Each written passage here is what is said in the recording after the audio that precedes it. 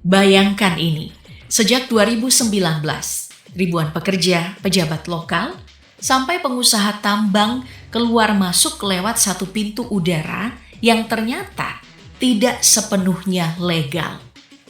Instrumen negara seperti bea cukai, imigrasi tidak hadir, padahal lokasinya ada di wilayah Indonesia.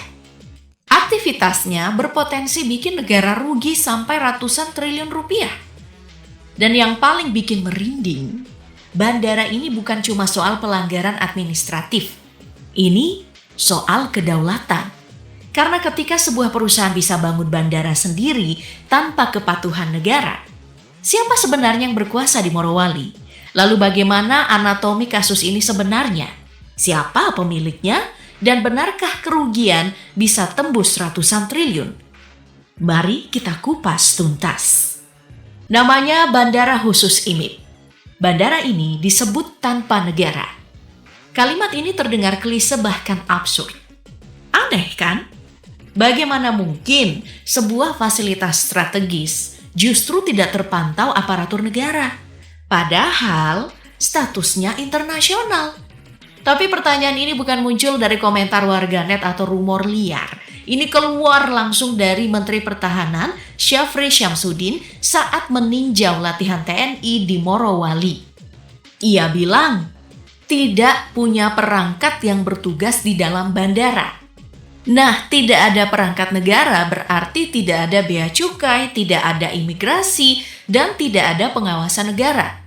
Dan kalau bandara tidak diawasi ya sama saja dengan membuka pintu belakang Indonesia tanpa adanya satpam.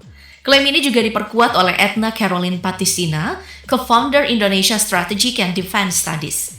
Ia menyebut, bahkan aparat keamanan pun tidak leluasa masuk area bandara ini.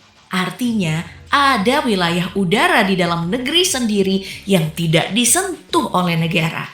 Dan ini tidak pernah benar-benar diresmikan, bahkan oleh Presiden Jokowi. Mendengar laporan ini, Prabowo langsung ambil langkah cepat.